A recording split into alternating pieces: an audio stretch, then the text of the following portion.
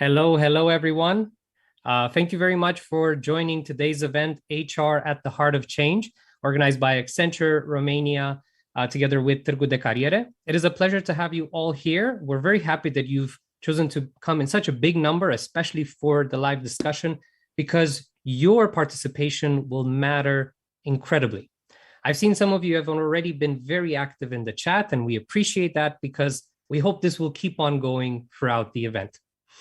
We are meeting today because we want to all learn more about how the HR world has changed in the past few years, what outlook we see for the future, and also possibly for each and every one of us to find answers regarding where is our next step in our journey in HR, because it can be a lifelong journey and we can all learn a great deal as we develop. Before I get to introduce my lovely speakers, I would love to take the time to set up a few rules and expectations towards today's event.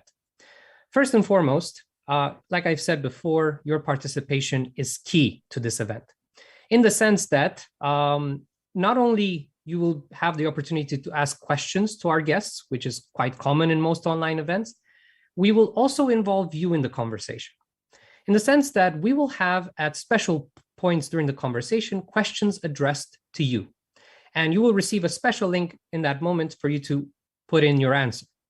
And we will have prizes at the end of today's event, more specifically vouchers of 100 lei at Cărturești, and we will be awarding them based on a random selection. But the more questions, the more answers you put into those forms, the more chances to win. So I'm looking forward to see the same dynamic when it comes to being part of this conversation, because we care about your output as well. Besides the regular Q&A interaction where you can write something in the chat, there is also the possibility for you to raise your hand, and we can then give you the option to unmute and speak with us directly. But take into account that this event is recorded, so if you don't feel comfortable about having your voice recorded and left on YouTube for forever, maybe then just use the chat and it will be completely fine, because all the conversations in the chat will not be in the final recording. That being said, I'm going to start off by introducing first one of our speakers of the day. We're hoping Diana as well joins us. We've been having a bit of a technical issue, but if you're all going to support us behind the scenes, hopefully we're going to make that happen. So first and foremost, I have the honor of introducing Sabina Mihailescu. She is HR Business Partner Manager at Accenture, and to give you an idea, she has had an extensive experience in business operations. She's been managing large accounts, and she drove continuous improvement so that she found employee and customer loyalty in the place where she works.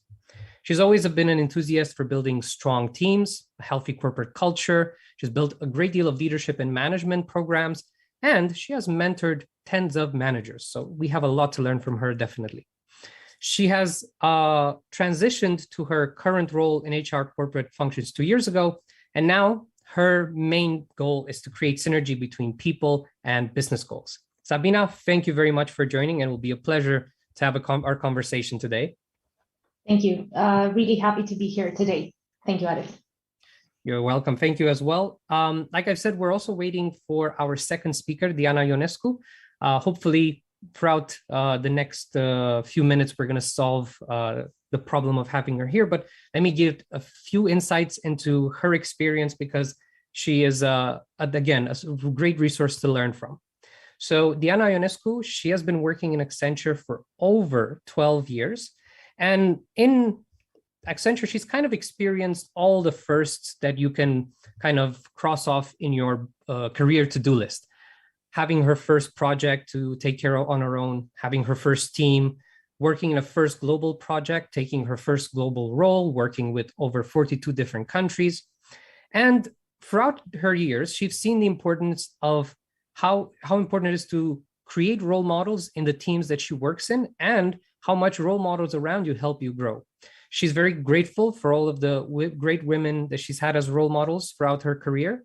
And she's an advocate of mentoring young women to become leaders in their organizations. And she has a great deal of experience to talk about how we can all contribute to creating a truly inclusive workplace. Now, throughout this conversation, I'm going to be a little bit of the devil's advocate, right? So just take into account some of the questions that I may ask might feel a little bit like obvious, but sometimes we miss out on the obvious and we take it for granted. And I think it's sometimes very important to really come back to the source. So while we get ourselves more acquainted, I would like to start off with a simple question for Sabina, because let's be, like I said, the devil's advocate in this situation. If you build a company, the first department you build in a company is the product development department, right? Because you need a product. No product, no business. Simple as that. Once you have that, you have a marketing department who makes sure that everyone knows about your product and you are well known in the market. Then you have the sales that takes care of all of those little details, the customers, the relationship. You have finance who needs to do all the invoices and the budgeting. You need legal because regulations, a lot of changes happening throughout the years. And of course, you need a good IT department because God knows if with bad IT, you're going to suffer in long term. So once you cover all these needs, some might ask this question, why do we need HR again? Like, what is the role that HR actually plays in a company? So let's start off by going with this conversation. What is the role that human resources actually has within an organization, and what is the added value that it brings? Yeah, I think this is a really nice question to be asked, especially in this forum. And I truly believe that people are the most important resource in any company. And the HR department basically ensures that the company processes support the employees throughout their life cycle. From their first interaction with the company, usually with recruitment, to when they leave. And every step is important. And this is how HR is usually structured. You would have the recruitment department who usually interacts with candidates or future employees in their pre-onboarding stage. You would have the learning and development department who make sure that we invest in the skills and competencies that we want our employees to grow into. You would have employee relations who deal with policies and legal matters. You would have field HR or the HRBP organization that deal more with people strategy and all the meaningful steps during a standard life cycle of an employee, like onboarding and performance and promotions and transfers and engagement and retention, etc. And of course, you would have comp and ben department who deal with payroll and total reward strategy, including benefits. So I would say in HR, we support change management from a people perspective while ensuring compliance with labor law and regulation. And personally, the reason I chose this path is because I truly believe that a strong HR support empowers the company to achieve great things through its people. Indeed, couldn't agree more. And I very much appreciate that you've mentioned the topic of change, right? Because not only do we have to drive institutional change, like change management at many levels, humanly speaking, but there's also the question of how the HR function has changed in the past 2 years, because, let's speak about the elephant in the room. The pandemic has changed the world of HR and the world of the way we work massively. And this is where I would love to hear some of the inputs from our viewers. So to everybody joining us here, at one point you will see a link to a form in the chat.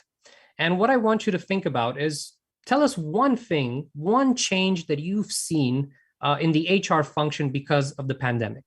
There are many, I'm pretty sure that you could share, but we can focus at least one that also has been part of your experience, right?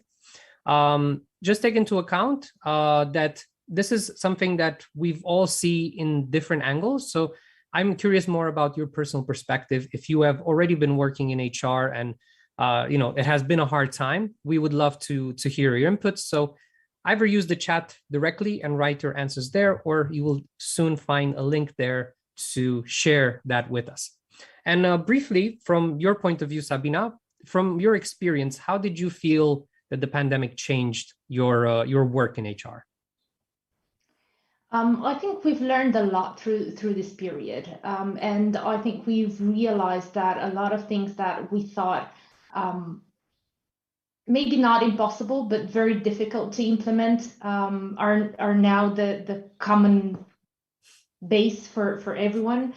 And for example, working remotely, right? This has been a controversy throughout the time, and a lot of companies had some level of flexibility. But the idea of the entire company population working remotely and not seeing each other for 2 years, that was unconceivable 2 years ago. And still we're up and running and things are going good. Of course, we missed the interaction. And I think this is the biggest challenge that we've had, dealing with something that we haven't dealt with before, meaning that we aren't necessarily prepared from a leadership perspective to manage people remotely. We strive the face-to-face interaction and the close contact, and basically adapting to making sure that we make the most of all the digital tools that we have available to keep that connection in place. And that was the biggest change in my opinion. And also, and I know that we're going to talk later about this, but digitalization is really a huge factor that I see has had a growing impact throughout this period. Indeed. I think for most of us, our working life has become incredibly digital. And that has been really an interesting factor on how our world changed. And indeed, we're going to dive into that pretty soon. Now, again, I will play again the second role of the devil's advocate, because we all love HR, right? Like, we are this group of HR here that we all believe that this role is incredibly important. But then again, why would then companies choose to outsource it, right? If it's such a vital function to have an HR department in a company, why would you choose to outsource it? Like, what are the main advantages or reasons to do something like that? The main reason that comes to mind is due to best practice adoption. Companies that outsource strive to find a very efficient way of doing things. And you know, if something is within your focus, then you work on it until you get it almost perfect, right? Perfection is not a thing, but get it almost perfect. So this is the role of outsourcing companies, meaning that we work on processes until we get them into the best shape that we possibly can. And definitely that goes into cost saving elements as well. Like efficiency is key. It's not focused. So when you look at cost, it doesn't necessarily mean that cheaper workforce, right? But rather more effective way to do it. And this applies in HR as well. And the way it's being done is by pairing technology implementation with the human factor, right?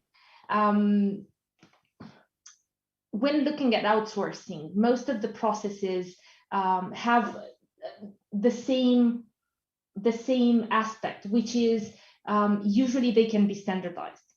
And this is what we're striving to do, and this is how we try to get them more efficient. In HR specifically, there are a lot of processes that can benefit from standardization and automation.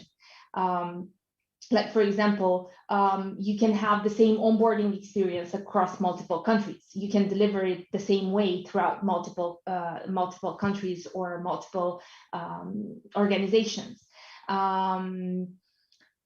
You can structure your team a bit more efficiently. Like, instead of having someone who knows how to do many things, you have the volume to structure your team into smaller processes that can be done better and faster and in a more effective way.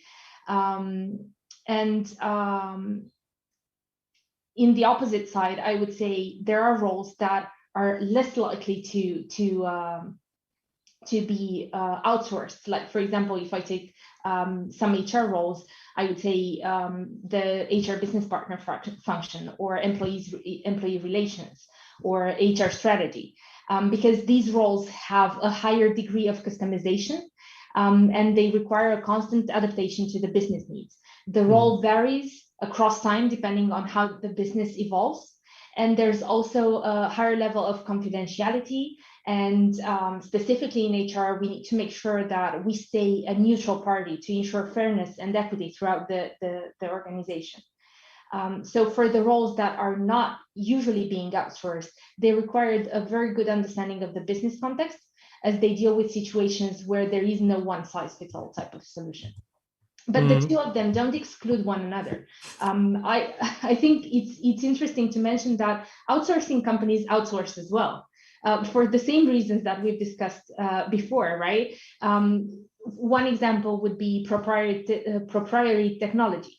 It doesn't make sense to reinvent the wheel and develop an application in-house that you can already have in the market, that is already developed and works better than it would if you would develop it from the start. And then there are the cost reasons that we mentioned previously. And another reason that I can think about can be seasonality, which is also something very common in HR, right? We know that we have fluctuations, and a lot of companies have a core team inside, and we seek help outside during the peak seasons. Indeed, I think it's an interesting reality, as we say, that you said, that outsourcing companies also resort to outsourcing. It's kind of the same way that trainers need trainers and therapists need therapists, right? It's something that we see not normal, that we need that type of support. Thanks for everyone who's already chipped in on how they saw the HR department change, because I'm really interested in that. So if you want, you can still contribute in the chat. So Anastasia is saying how managing a team remotely, interacting with all employees remotely was probably the hardest thing to handle, and most difficult were the exit interviews online, which I can fully understand. It feels different to have that person in the same room, to understand the body language, how they're feeling about it. And online can build a bit of a challenge. Building a strategy at a senior level, also online. And yes, because all this work from home kind of misses out on that human touch. And indeed, I think it's taking our empathy skills to a whole new level, right? I think body language that has to pass through this visual medium is, I believe, a new skill that we're all developing, trying to read beyond the lines of what is shown on camera. Livio is saying that HR is under pressure more than ever, from a tighter market of candidates to a tendency of consumerization throughout the process. Indeed, I think right now, due to that, we've probably seen the impact of how many people have changed their jobs during this time. It's very hard to find great candidates. And at the same time, you might think, well, we have a great deal of things to offer, but we work remote. So then it's kind of hard to make sometimes that case that where we're very different from other companies. Well, at the end of the day, they still work from the same chair at home, right? So indeed, I think we're going through a very challenging time, and I think we need to appreciate ourselves for being in the middle of this, because people are the crucial element, as Sabina said, that keeps a company together.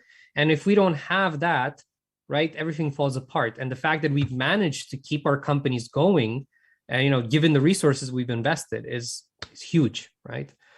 Stefana was also saying that from a company point of view, the pandemic and work from home conditions forced us to speed up the process of digitalizing our work processes. Indeed, we're going to talk about digitalization pretty soon.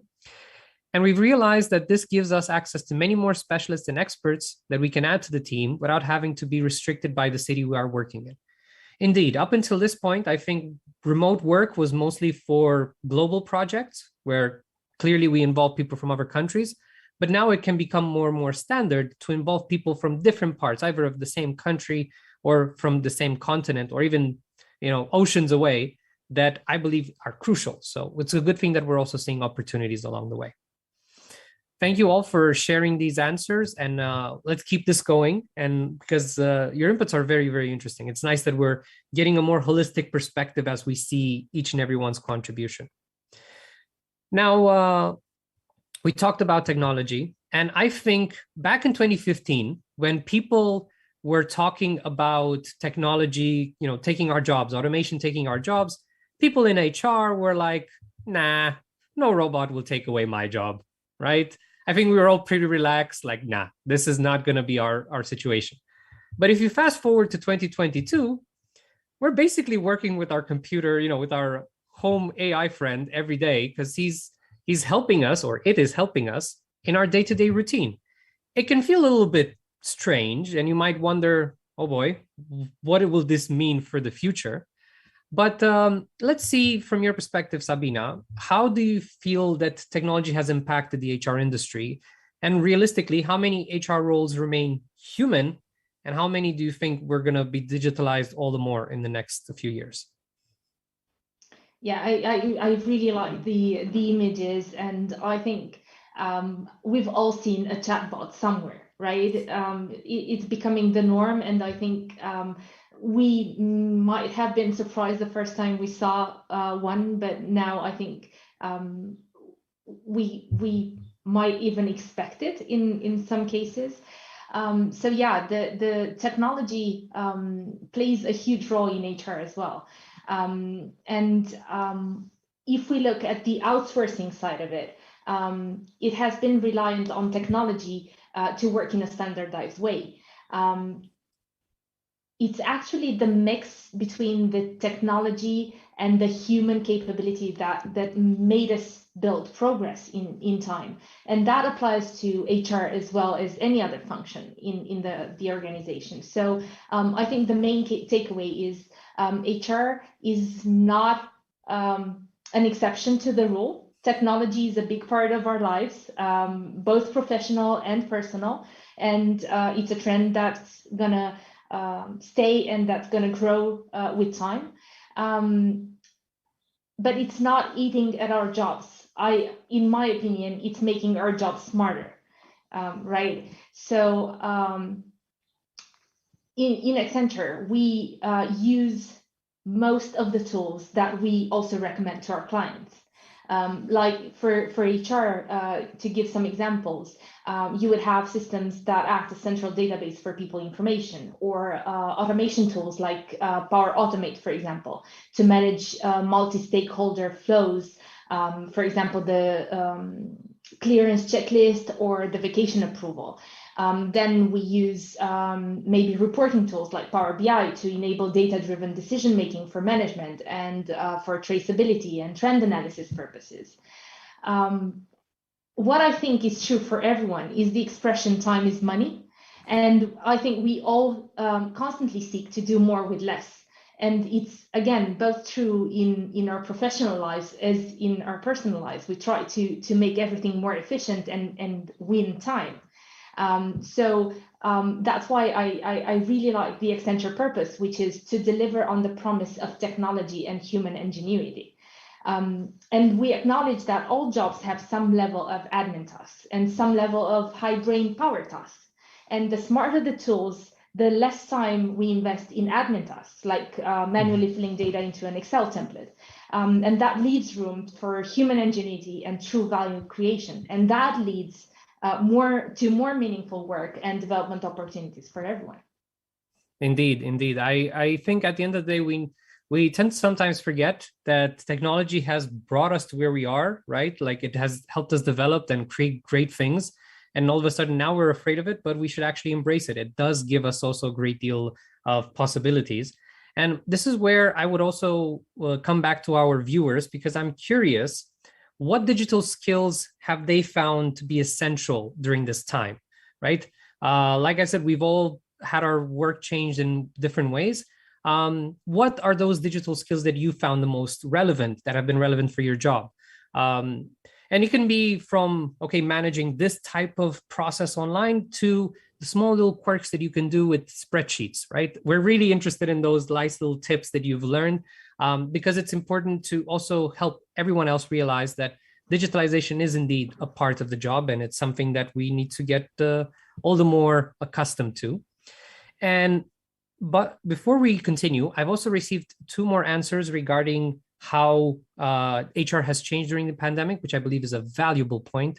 Cosmina was saying that it was very hard to keep the employees engaged with a company or culture when everybody worked from home, which is true, right? That part of the human element changes once we do this. And again, I think we're great champions if we still manage to keep it going.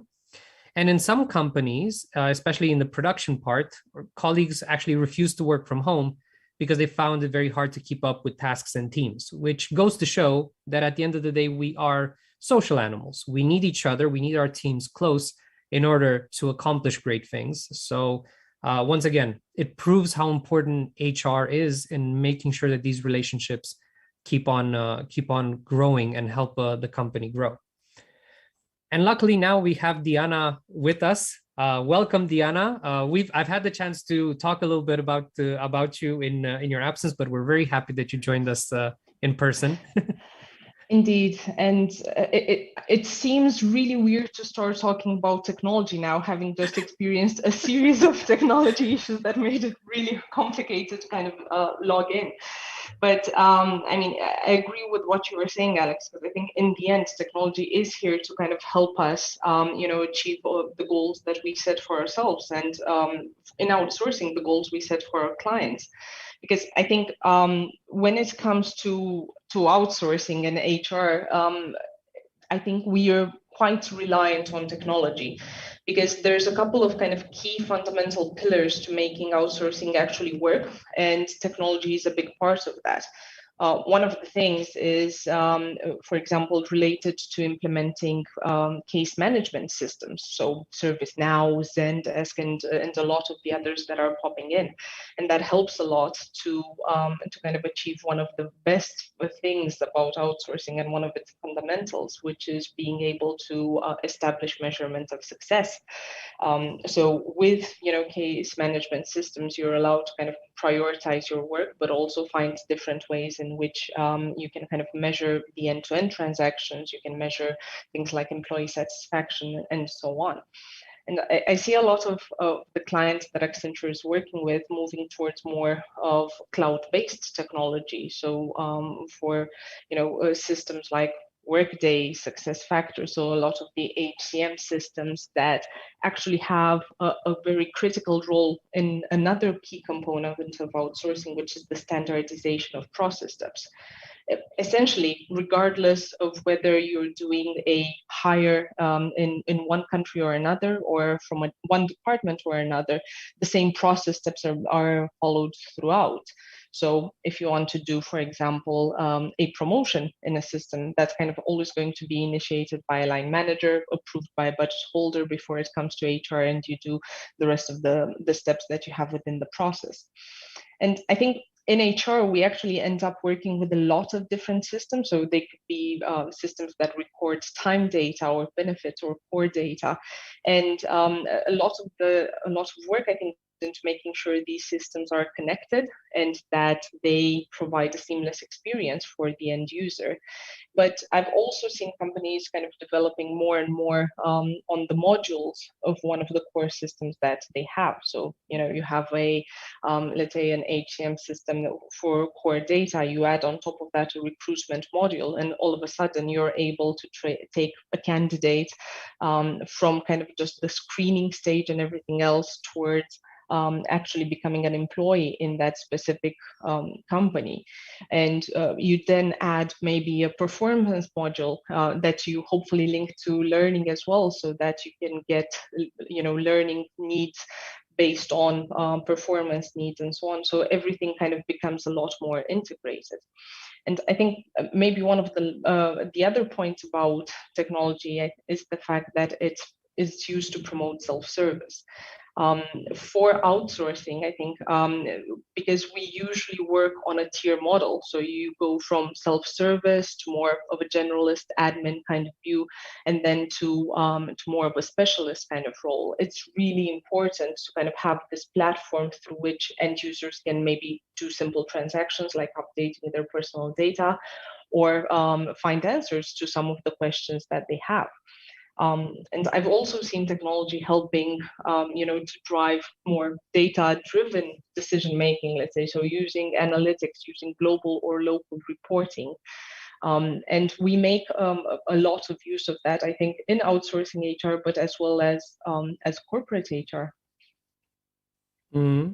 And I very much appreciate that you brought in how important measurement is at the end of the day to a process. I remember in Brene Brown's TED Talk about how she hated this simple concept: if you don't measure it, it doesn't exist, right? Or if you can measure it, you can't manage it. And to be honest, I was on her front. That I used to think like, why are we measuring all of these little details? Like, what really matters? But then I've actually had it's going to be a nice side story that I believe we can all relate to. I was in an event talking about smart cities, and we talked about all the sensors that are needed for you to understand how a city works. And one of the topics was, well, did emissions go down during the pandemic? And they said, well, in our city, no. It's like, but wait, traffic was low. You had a great deal of decrease there. Why aren't the emissions going down? They said it was simple because of more, because of the ports that had to bring in more stuff that was delivered to home. And so once you have that insight, that's when you understand what are the logical steps that you need to take to tackle that issue. And to a certain extent, we have the same issue, especially now working from home.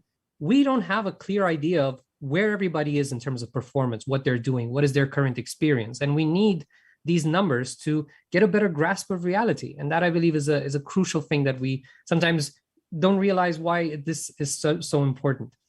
Once again, I'm just giving a reminder to everyone. We're curious about some of the digital skills that you found relevant for your HR work in the past few months and years. Now, Diana and Sabina have already name dropped a few, but I'm curious to see which have been the most relevant for you in the past few years or so.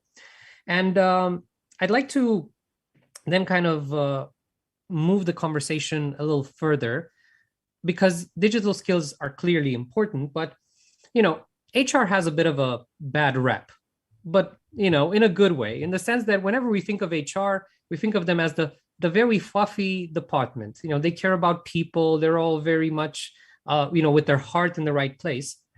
But in reality, they are very good. People in HR also are very good with numbers and technology, right?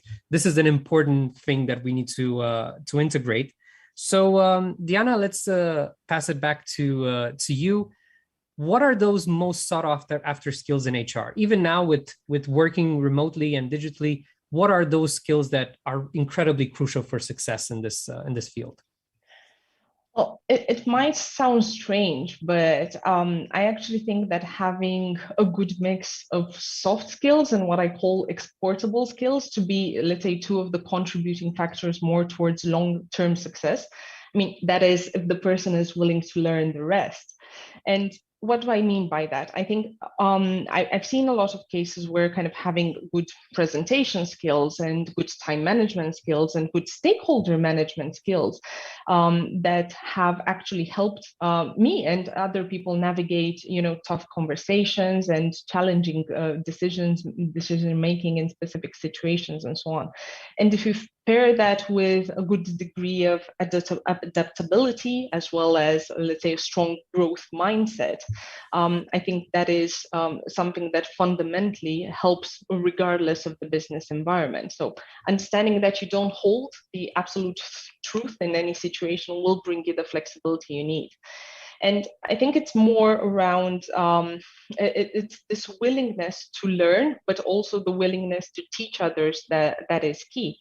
Of course, depending on the role, it might also help if you have, let's say, a good background of people management skills. If you want to work with teams that require, good motivation, especially kind of in this context now, I think people management is actually quite challenging to do because we don't see people as we used to. And I think that's kind of exactly one of the points somebody was making earlier. I don't know, Sabina, what do you think? I totally agree with you, Diana. I think it's critical to always focus on the right behavior. And for us in Accenture, it's very important how we produce the results that we produce. And integrity is of utmost importance in everything we do. And the same standards apply to all Accenture employees. And if you look at a typical structure of an organization, you would expect to find it layered by career levels, right? But you would have multiple types of role on each career level. And each role produces a different type of outcome, but using the same basic competencies as you were pointing out, but they just manifest in different ways. So in Accenture, we follow 5 main pillars that we always look at, and that apply to everyone. And that is innovation, advocating and inspiring vision, collaboration, execution with agility, and personalizing in a truly human way. Mm-hmm. Now, I wonder though, because like we've seen, like I agree with all of these ones, but I'm wondering, is that all there is to it, right? Like I'm curious also about the hard skills, because like I said, I think everybody sees, the HR department in that way. And I'm curious, I'm going to bring this question again to our viewers. What myths did you see floating around about the HR department, right? Like I kind of contributed with mine in the beginning, but I'm curious, how are you seen from the outside, and what are those myths that you believe we should tackle and break a bit apart when it comes to HR? Because sometimes I think either people have not really understood our role yet, and we need to do a better job of at explaining what we do. But it's curious to know what myths you've encountered and how people see us a bit from the outside. So Diana, I'm gonna bring it back to you here. Now, what about hard skills? Like, okay, we understand the value of soft skills, and what you said is incredibly crucial, especially now. But I'm curious, what hard skills do you find to be crucial as well to being a good HR professional? So there's a couple for sure, and I think one of the important one brings us back to technology again, because funny enough, in HR you actually end up working with a lot of different systems. So any source of kind of prior experience that you have working with cloud-based solutions, or working with any of the systems I was mentioning previous, that's a definite plus. I mean, you do also learn a lot about it in Accenture, and not just kind of through formal trainings, but as you move, maybe from one project to another and one client to another, you kind of come across different setups, different operating model, different systems, depending also on the size of the client, and kind of just the scope of the project. So just having this previous, let's say, understanding of how to operate with a bunch of systems that are kind of very relevant in the HR space lately, I think is a definite plus. The second thing is probably the fact that, especially from an outsourcing point of view, you end up learning a lot and doing HR for different countries that are not Romania.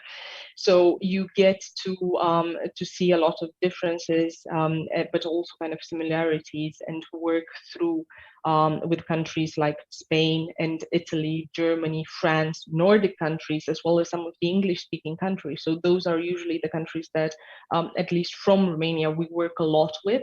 So any kind of previous experience in that space, I think, is also another plus. So if you've done, I don't know, any sort of HR for the UK, for example, you'll find things like the right to work that are, regardless of the client, of the company, of the industry in which you operate, there's certain things that will kind of just ring a bell.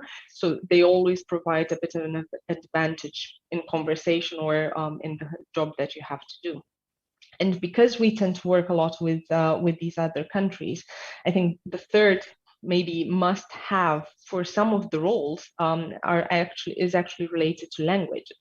So you might need to speak a specific language depending on the role that you're looking for. And that could be because you are going to have a lot of client interaction in that specific language. I think depending on the type of the company, you could end up having a lot of the governance settings happening in English, so a lot of the meetings happening in English. And that happens a lot, I think, with clients where we see they have a bigger population kind of white collars. But for example, if you have a client that's more in the, let's say, consumer goods industry, they might have factories, which means they have a lot of blue collar employees, which means language becomes a must have to be able to communicate with either key stakeholders or directly with the end users. Plus, I mean, in HR, we still work a lot with documents, so you may need to create specific documents or read or respond to questions in a local language. So I think it's very important, again, depending on the type of role, to have this, because it's just easier to facilitate communication. in the end, I think for me, it's more about kind of just the willingness to develop a career in HR, and kind of stick through it, because a lot of the time, over time, you do earn a lot of this experience. Sabina, I'm interested in what you see as important as well. Yeah, I think the only difference I see in corporate HR is that the second language is not required, because internally we use English as a communication language. But as you said, I think courage and willingness to grow are key, because we live in a world that changes at a really fast pace. And referring back to the 5 pillars I was mentioning earlier, what we think is really crucial for everyone is to speak up. And that means contributing to strengthening our culture and personalize it, and share ideas and best practices, things you've learned, and things that you want to learn. Share interests, and share them both internally with our colleagues, but also with clients. This is where innovation starts.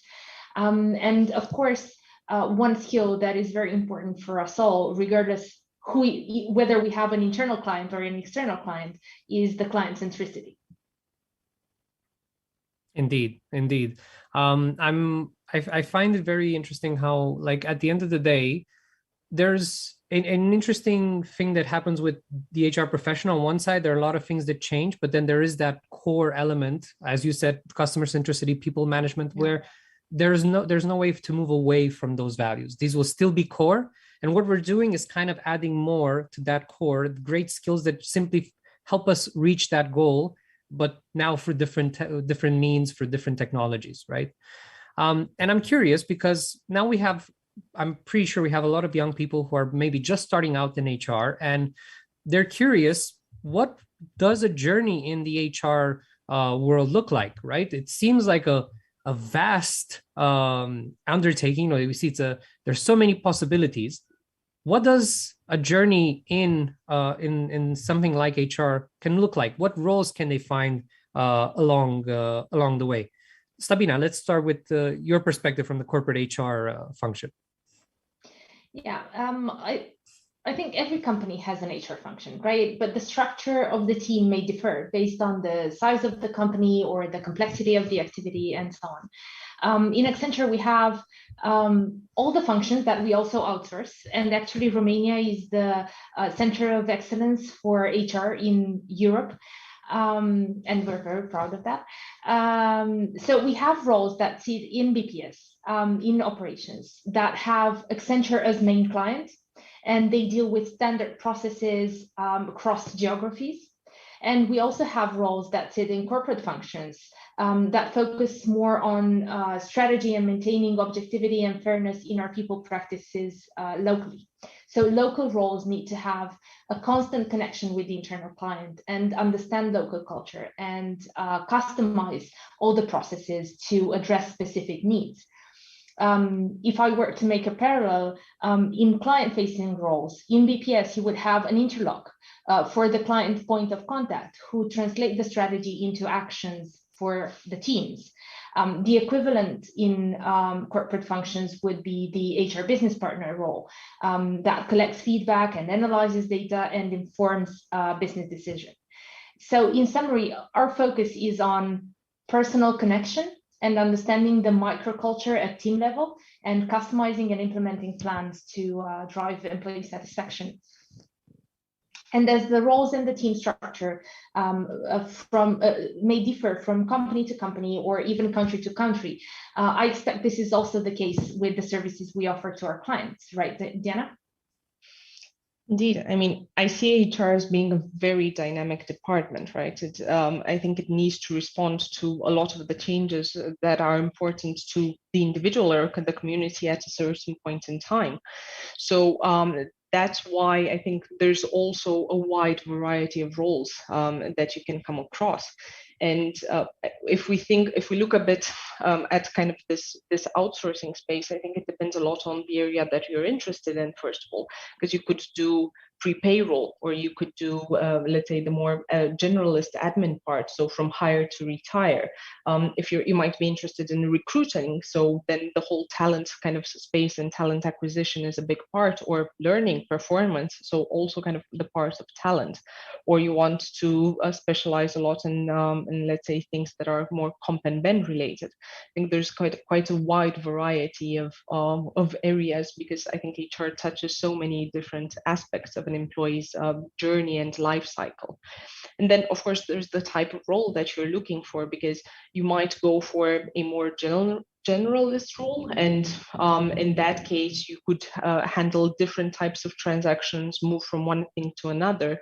You could choose this more specialized kind of offering and focus on recruiting for tech roles, for example, or handling the performance cycle in its entirety. Or you could choose to be a people manager, because I think there's always a high demand of that, and we need to have good people that manage high performing teams to be able to deliver all of our commitments to our clients.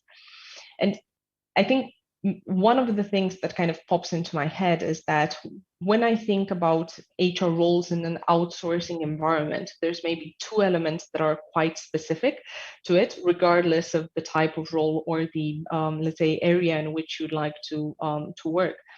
And the first one is a complex network of stakeholders, because all of a sudden you're not talking just about internal stakeholders, you're talking about external stakeholders. So the concept of client and client value comes a lot into play. And with your internal stakeholders, you're definitely discussing, results, delivering to contracts, applying operational excellence methodology, and so on and so forth. Whereas with your client or with your external stakeholders, you're looking more at what's really important for the end user. So client satisfaction and end user satisfaction is a big component. You're looking for new ideas and new ways to drive continuous improvement. And just to keep things interesting, you usually end up throwing some third parties into the mix as well. That could be payroll providers, recruiting agencies, benefits providers. And depending on who manages that relationship, your interaction with them can be quite different. And you can have very different challenges in kind of navigating the landscape. At the same time, I think the second thing that's really interesting in terms of just kind of HR and outsourcing is the fact that you get to experience both the culture of Accenture that Sabina was talking about, but you also see a lot from the culture of the client that you are working with.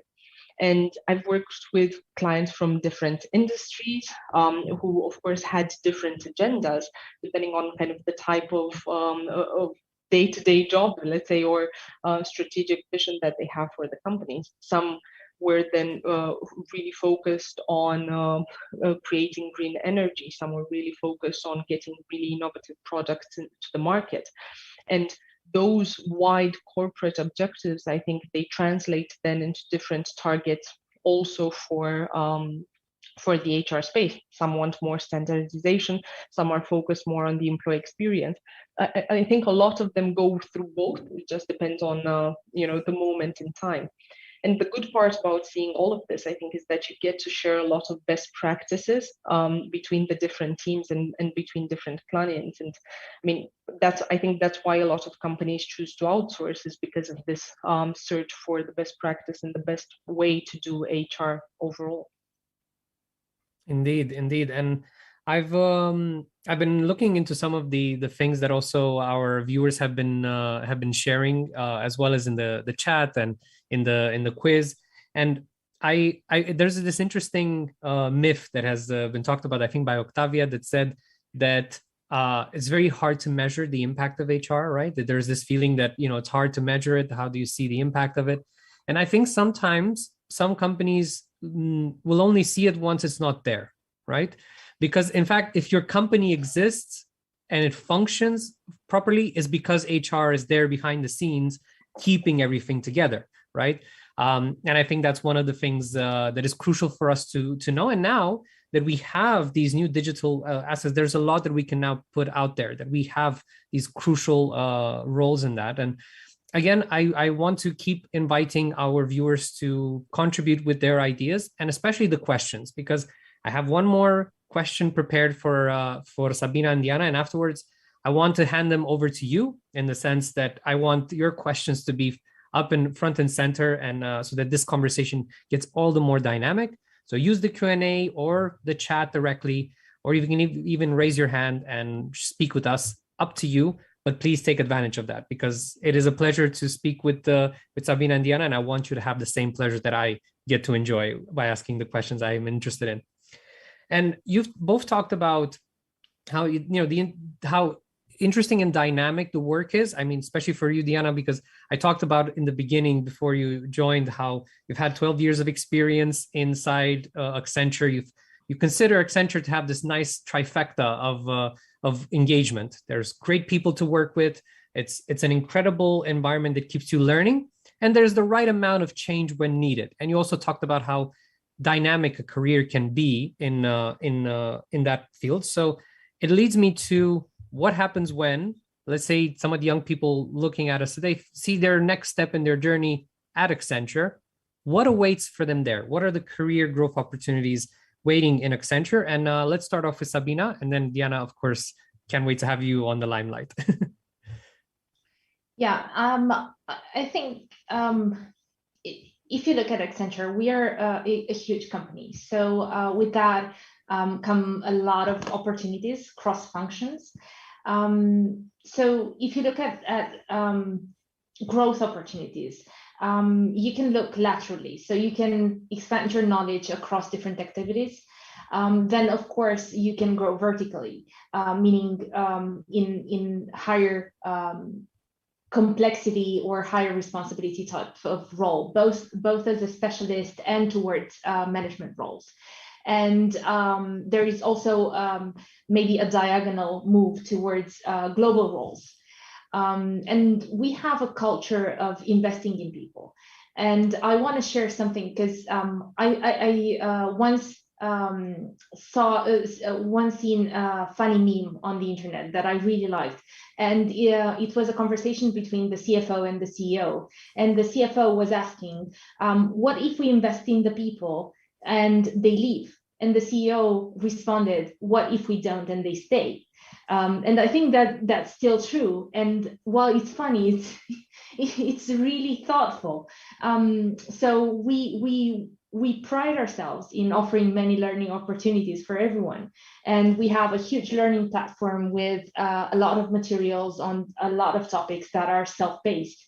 And then we have quarterly training curricula.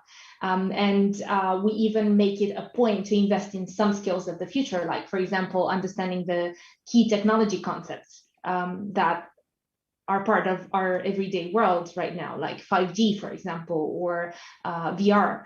And we also have mentoring programs. And of course, we have lots of amazing people to learn from on a daily basis. So if you want to look at some examples of roles that you could evolve from or into from HR, beyond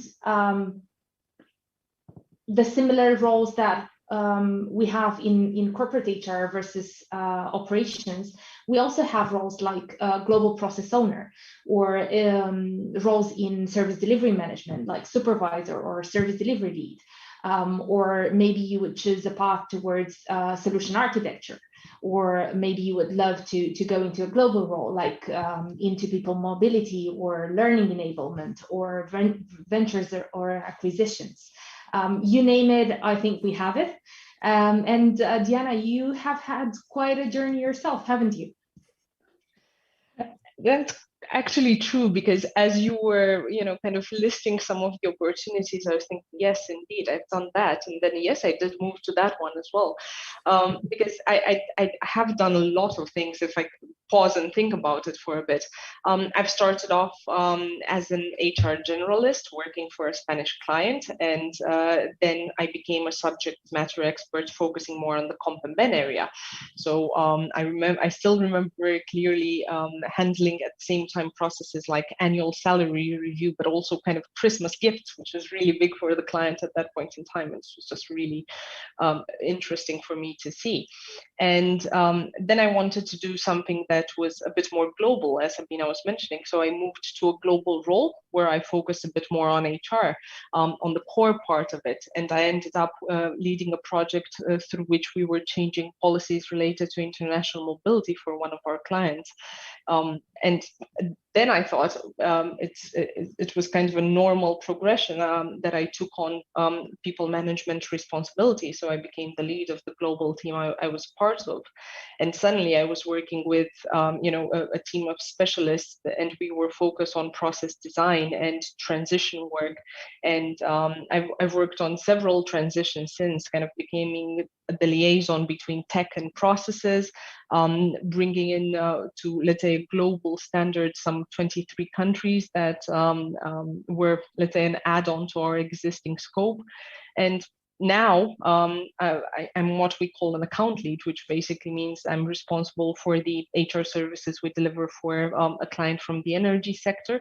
And I'm responsible for the process part, the delivery part, the technical part, and basically everything else in between, which is really interesting because you kind of finally get to see, I think, all of the different components kind of coming together and having to work together to bring value and uphold the really high standards in terms of employee experience. And you're absolutely right, Alex, in saying, I think for me, Accenture has had this holy trifecta, if we can call it like that, because I think there's a really well-developed career logic. And you do have a lot of learning opportunities also for these transferable skills. So you get to learn about project management, you get to learn about how to do testing. People management, I think, is maybe a clear one. But you do get a lot of support as well. There's a lot of kind of working together as a team. There's fail-safe mechanisms to ensure we deliver quality. And I think I've met a lot of really interesting people along the way, and some of them became my friends, some of them became my mentors, but all of them had a really big impact into kind of shaping who I am today and kind of helping me define my work values. And yeah, for me, these were all very, let's say, contributing factors that have actually allowed me to stay here longer than maybe I initially thought. But it still gets me really excited about my work. So just the right degree of change indeed. And hopefully, I'm curious and I'm hoping that today's conversation inspires many of our viewers to think about what is their next step in HR and where could they find the space for them to find the same trifecta that probably they're looking for, right? The right amount of good people to work with, the right amount of opportunities to learn, to develop, to take your career into different steps if you wish to do so, and the right amount of change that gets them going. And I was thinking I would love to come back to that conversation about myths, right, about HR, because I'm assuming maybe some people love the concept of HR in principle, but are maybe a little bit hesitant, right? Either they think it's just a world of extroverts that are just way too much into people and not that much into, and there is not a place for introverts, or that it feels sometimes too technical. And where is the human element of the job, right? So, Sabina, how would you tackle these myths that could float around in people's minds about working in HR? Yeah, the first one that came to mind when you mentioned that in HR we can't measure the outcome or the value that we create was a myth that I heard, which is if you don't like math, go to HR. And I think it's funny because in HR we actually work with a huge amount of data. And while it's true you don't need to be a mathematician, you still need to be comfortable with numbers and be able to interpret them. And for some roles in HR, like for example in payroll, they can actually be a key competence. And to what you were mentioning earlier, like the human factor, I've heard a myth that HR means talking to people. Well, that can be more true for some roles than others. Like for example, in recruitment or HR business partners, there is still a high percent of time that is used for other types of activities and individual tasks. So it's not all about talking, right? Talking helps, but only if it's done with purpose and it has an action at the end that actually produces the step forward that we all want to see. And then another one that may be related is about not having targets in HR. And we do work with targets and we do work with deadlines. And I think setting targets and deadlines is necessary in any role because there's always a level of dependency between our work. So we need to have a structure in the way we work together. And so we need to ensure accuracy and timeliness in everything we do. Indeed. I also heard HR is just for girls, so which couldn't be further away from the truth. Because I mean, it's such. I've seen such a wide variety of people in HR, and I think that's exactly the kind of thing you need, because it's an ever-evolving area, right? So a lot of the things that we didn't think would be possible years ago, we now see becoming practice.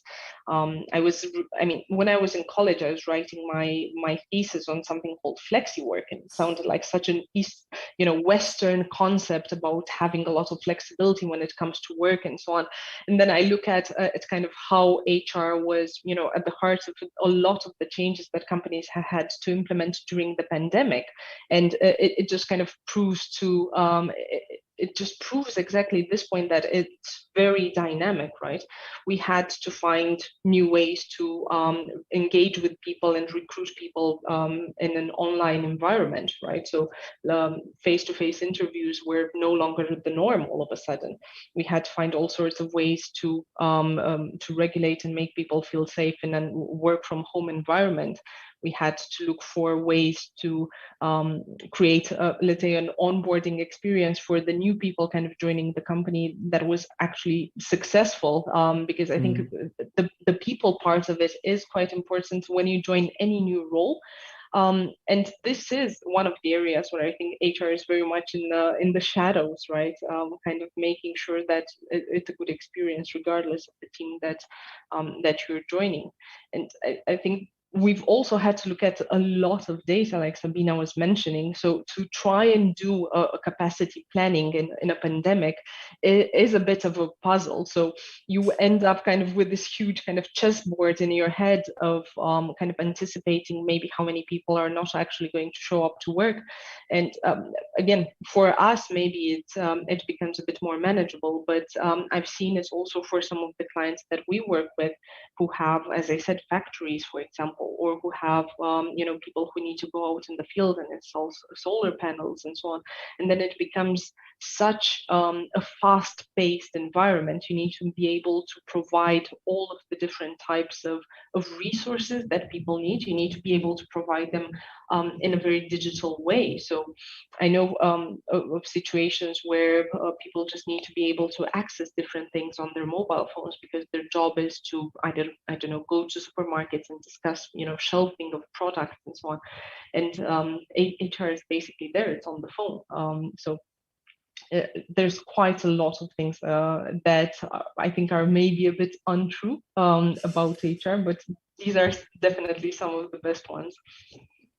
Indeed, it's quite an active and engaging role, and I think we all resonate with that aspect. That I don't think in HR you really can get bored, right? Like there's so many new things that you can get accustomed to, and now also the world is giving us a lot to work with. I think one of the interesting news that I saw yesterday was that in Belgium they actually passed a law to make sure that there is the possibility for a 4-day work week under the condition that the person has to work 10 hours a day in the previous days.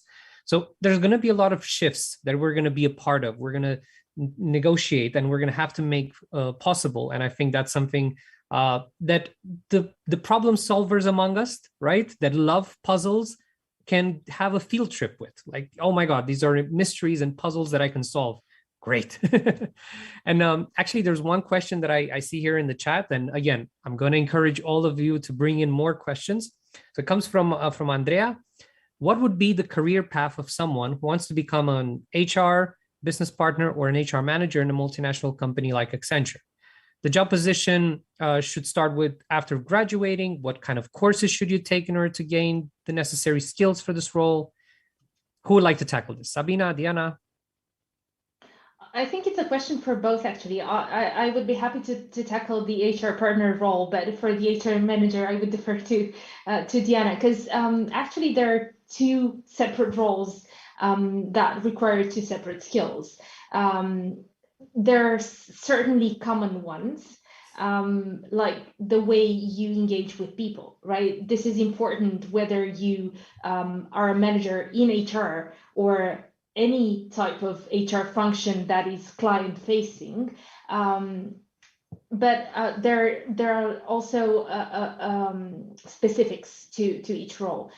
So if I were to answer your question regarding the HRBP role, I would start by saying that we've had people that came into this role from recruitment or from HR generalist types of roles. So there is no specific areas of HR or specific trainings that you need to take, but you do need to have exposure to HR overall and understand HR processes, and also be able to advocate, like speak about HR processes and promote best practices that in the end make a difference in our employees' lives. So I think it's more about having a broad awareness of what HR is first in the entry level types of roles, and then trying to imagine yourself positioned in a way to answer the questions that actually no one has the answers to, right? So this is what the role is most about. It's not about answering typical questions, but rather figuring out, as Alex was mentioning earlier, figuring out the solutions to the questions that no one asked before. Yeah, and I think in general, when you work with people, you tend to have to figure out the answer to a lot of questions previously not thought about. And I think if we talk about the HR manager part, or I think more likely a manager part, I think in terms of kind of just people management, there's of course certain things that are important. You know, the ability to have a bit more of an empathy, the ability to understand and have a keen interest in people, and just kind of making sure you connect with the people, with the team. And again, I think a lot of the times it's not just the people who report into you, for example. It's kind of the wider network of stakeholders and so on. And a lot of times, I think in HR, we do need a mix of skills, right? So you need to be able to support your team with all sorts of questions, maybe about a bit about the day-to-day. And that's why I think a lot of times I've seen people coming in who have done, roles previously working in HR and are kind of ready to step up towards this more managerial type of role. Or it could be people, from the existing team that are stepping up towards more of this role. Or it could be also people who've previously led a wide variety of teams. And as long as you approach, I think, the role with a bit of curiosity, then the various differences that might exist between a company or another, or a department, or a specific function or another, those tend to get blended in a bit more, because you then kind of tend to figure out things a bit more on the go. Indeed. And there is a question here that kind of follows up nicely this conversation, and I think it also talks about a potential myth that may exist. So Anastasia was asking, what do you think about HR certification? HRM, HRCI, CIPD, or others? Is it valued when assessing a candidate for HR position in a company like Accenture? I would say it's a plus. So some specific roles may look for some very specific certifications. And I mean, when we're working, for example, on a more kind of transition type of activity, so when we're looking to also help clients to implement technology as a whole, there's certain roles that come with, specifications or requirements in terms of certifications. At the same time, there's a lot of kind of additional skills like the ones I was mentioning, so that might be valuable, again, depending on the role. So if I think, for example, about a global process owner, so somebody who has to design the processes or work on getting information from the client and translating that into a process that actually works in an outsourced environment. If somebody had, for example, a project management certification, I would look at that as a plus, because I think that then everybody has a bit more structure around kind of some of the things that you have to do.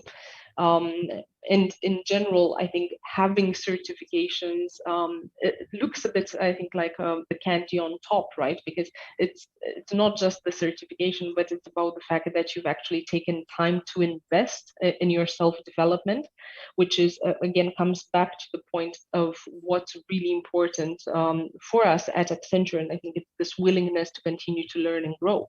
So having pursued a certification already kind of tells me you're on the right path for that, and you're somebody who looks to invest in him or herself and continue to grow. Yeah, and I would just want to add on that, because they don't offset, however, the behaviors and the attitude. So just having a certification is nice. It proves that you've learned the theory, but we're more interested about how you're going to apply it, right? So I think it's not just about having it in the CV.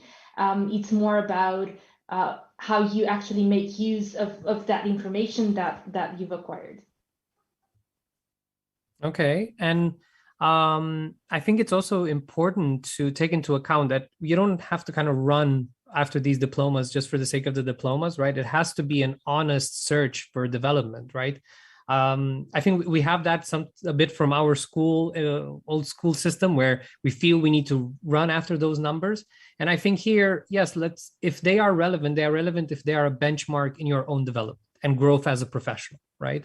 They can help, but at the same time, there can be other spaces where you can develop those skills. And what matters is the practical honing of that certification. Does that certificate speak for you and beyond the diploma itself, right? I think it's a valuable thing to have in mind.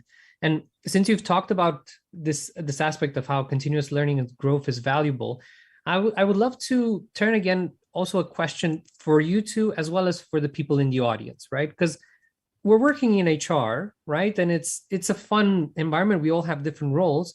What excites us about doing this type of job, right? Like, what do we each take out of it? Because I think we can create a lot of common ground if we stop and reflect on why we do this work in the first place and what gives us that feeling of fulfillment, right? That we've done our job well. So for everybody, please go back to that chat room and share with us what makes you excited about HR, while I first pass on the baton to Diana. For me, I think it comes from the variety of things that I end up doing. So HR is so vast in a way that there's just so many different things that that you end up kind of interacting with. A lot of the times I plan, right? So I do spend a lot of time thinking and planning, I think, in this role.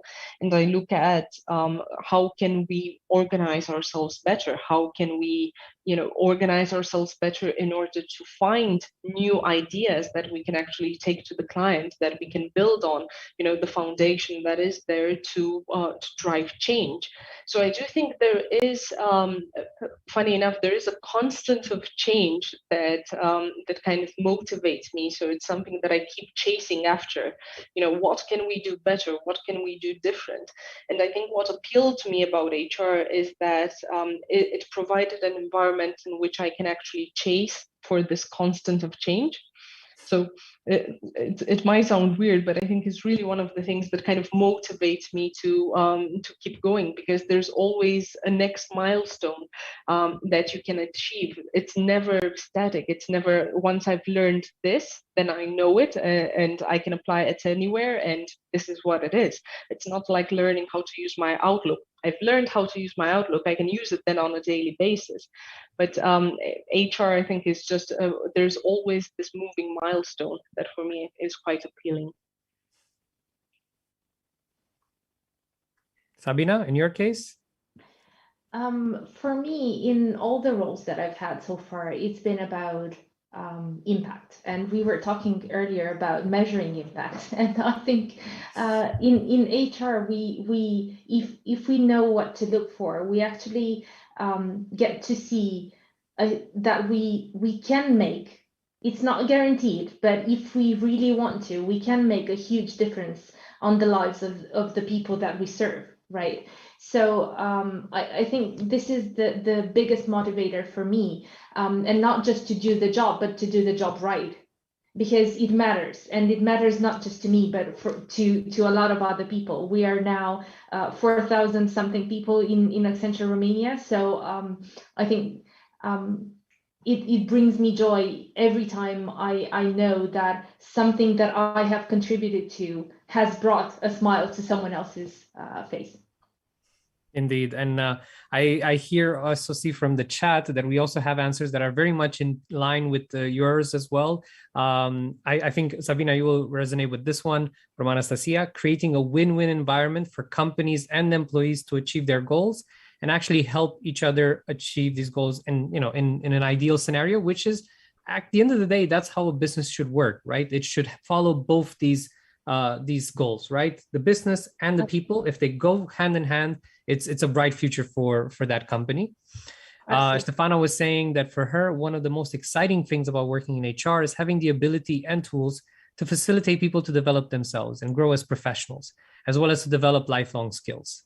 Indeed, it's not just about what we do here, right, inside these companies. It's how we grow as leaders, as professionals, and as people in our everyday life. There's so much that we take from what we do at work back home. There's a lot that we take from at home to our work. And if we create a beautiful blend that keeps not just our professional life exciting, but our personal life exciting, I mean, again, I think that's also a dream for me when I think about why I do a lot of work in training, because it is that thing of seeing a person flourish and take what they already have in their own potential and just take that to a whole new level that nobody else can really foresee. And that's, I believe, the beauty of the work we do. And we also act as advocates, right? Because we speak on behalf of the people, we speak on behalf of the company as well. And it's a tough conversation to balance, right? But at the end of the day, it's a conversation that is crucial to the future of the company. And like I've said before, some people might not see the impact of the work we do, but that's because if it's exactly like in this movie A Wonderful Life from 1950s, where once that person realized they didn't exist in the community, that's when they saw, oh my God, I really contribute. And I think it's something we should all take into account whenever we feel alone in our mission as HR people. Yeah, and All I right. mean, we have this concept that's called kind of moments that matter, and it's exactly what you're mentioning, Alex, because I think in HR you actually end up being there for a lot of people at some very let's say critical moments in their life. So some of the people are at their first job, and HR is there through recruitment, through onboarding, and so on.